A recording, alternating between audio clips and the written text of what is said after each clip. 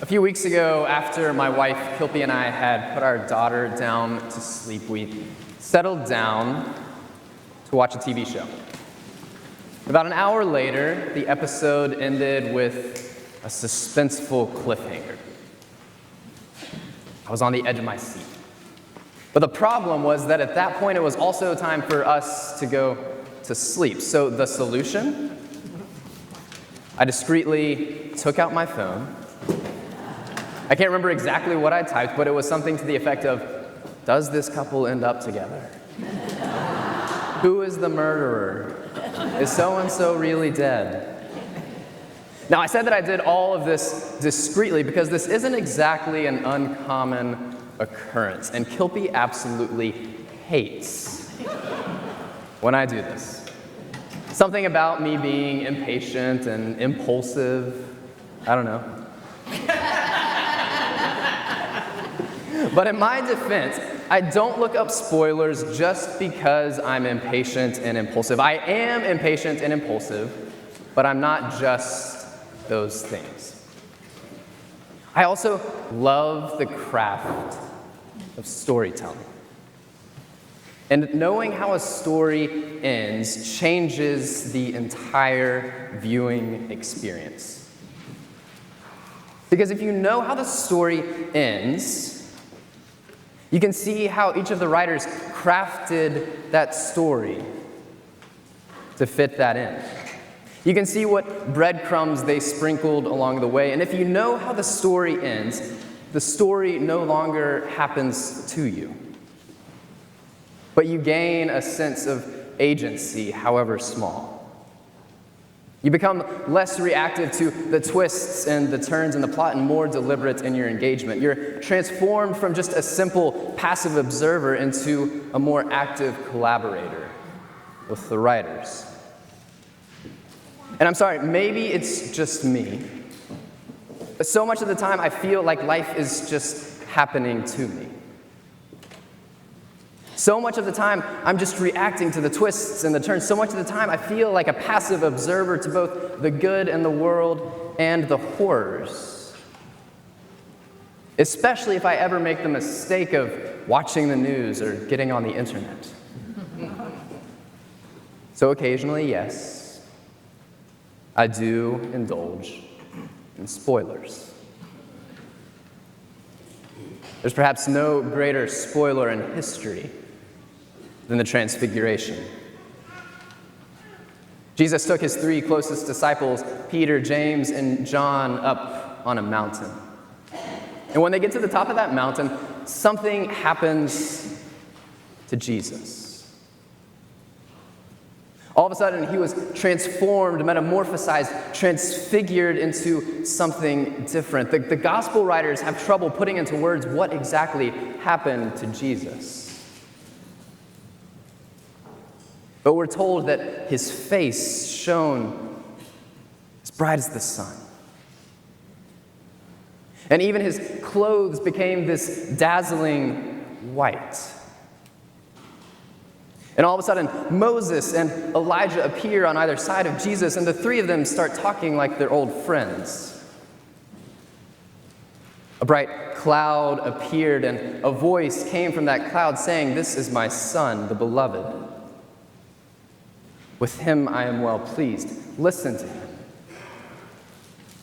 Understandably, the disciples, they drop to the ground in fear, and then Jesus has to go over to them and touch them and say, "Get up. Don't be afraid." As they're heading down the mountain, the strangest thing is that Jesus tells them to be quiet about the whole thing.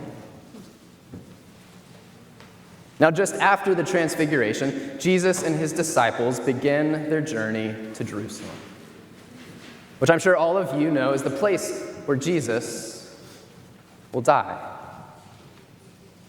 And so put yourself in the shoes of Peter, James, and John. They still don't know exactly what's going to happen, but in just a short amount of time, they're going to be witnesses to one of the most horrific events in human history. They're about to see their teacher, their closest friend, this innocent man brutally executed at the hands of a corrupt government. In just a short amount of time, they'll see Jesus stripped bare, flogged, nails through hands and feet, hanging on a cross, wearing a crown of thorns on a hill called Golgotha. But I can't help but think that as Peter, James, and John looked upon the crucified Jesus, somewhere in the back of their minds was the image not of Golgotha, but of another mountain. Somewhere in the back of their minds was the image of Jesus not stripped bare, but in clothes of dazzling white. A face not bruised and bloodied, but shining as bright as the sun. I can't help but think that they could still hear the voice ringing in their ears, "This is my son, the beloved. With him I am well pleased. Listen to him." They could still hear Jesus' next words, "Do not be afraid." Somewhere in the back of their minds, the Transfiguration gently whispered, "This isn't how the story ends."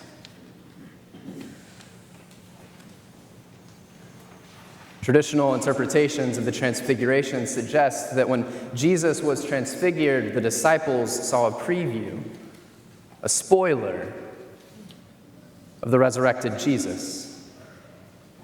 And so the Transfiguration should have served as this fortification, this strengthening, this shot of adrenaline for those three disciples so that they could endure what they were about to experience. Now, don't get me wrong, these three disciples did not handle the crucifixion perfectly. Looking at you, Peter.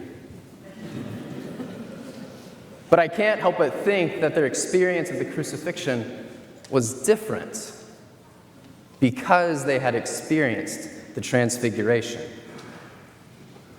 But if I'm being completely honest, something's always bothered me about this interpretation. If the purpose of the Transfiguration, or at least one of the purposes of the Transfiguration, was to serve as this source of hope for the disciples before the crucifixion, why did only 3 disciples witness it? What about the other 9? What about the entire crowds that had been following Jesus? Wouldn't they too have benefited from seeing how the story would end? It's a major plot hole. And it's only made worse by the fact that Jesus instructs Peter, James, and John not to tell anyone about what they had seen until after the resurrection. After the news of this event would have done any good at all. I mean, can you imagine the conversation with the rest of the disciples after the resurrection? Hey guys, funny thing. So a few weeks ago, before that whole crucifixion thing, we actually saw the resurrected Jesus. Thanks, Peter, James, and John. That would have been great to know a few weeks ago. A couple of years ago, New Testament scholar Sarah Henlicky Wilson wrote a book called 7 Ways of Looking at the Transfiguration. And in the book, she argues that when Jesus was transfigured, the disciples did not see the resurrected Jesus. In fact, she suggests that the gospel writers actually went to incredible lengths to differentiate the transfigured Jesus from the resurrected Jesus. In the Transfiguration, for example, Jesus' clothes are dazzling white. But in the resurrection accounts, only the messengers at the tomb wear white. Which suggests that the authors are going out of their way to say these two things are different. In the Transfiguration, Jesus' face is altered, but not in the resurrection. In the Transfiguration, the disciples recognize Jesus, but not in the resurrection. All of this leads Henlicky Wilson to suggest that in the Transfiguration, the disciples saw not the resurrected Jesus, but the Jesus for whom we still wait. The Jesus who is promised to come again. The Jesus who will return at the very end to make all things new, to right every wrong, to bring justice and peace, to unite heaven and earth and all of creation. This is the Jesus that Peter, James, and John saw on that mountain. And that's why Jesus told Peter, James, and John they could talk about the transfiguration after the resurrection. That's why Peter writes about it in today's epistle. To spoil the ending. Don't get me wrong. The transfiguration was a spoiler. Just not for the resurrection. And it was a spoiler not just for those 3 disciples, but for all of us. For all of us still waiting. Waiting for things to change. Waiting for wrongs to be made right. Waiting for justice and peace. Waiting in the tension of how the world is and how it should be. Waiting for Jesus. And like any good spoiler, the transfiguration transfigures the entire waiting experience. Knowing how the story ends means the world doesn't just happen to us, but we're given a sense of agency, however small. Knowing how the story ends means we can be less reactive, less fearful, and more deliberate about how we engage with the world. Knowing how the story ends means we're not just passive observers of the world around us, but active collaborators with the God who even during the most suspenseful cliffhangers gently whispers, "This isn't how the story ends." Amen.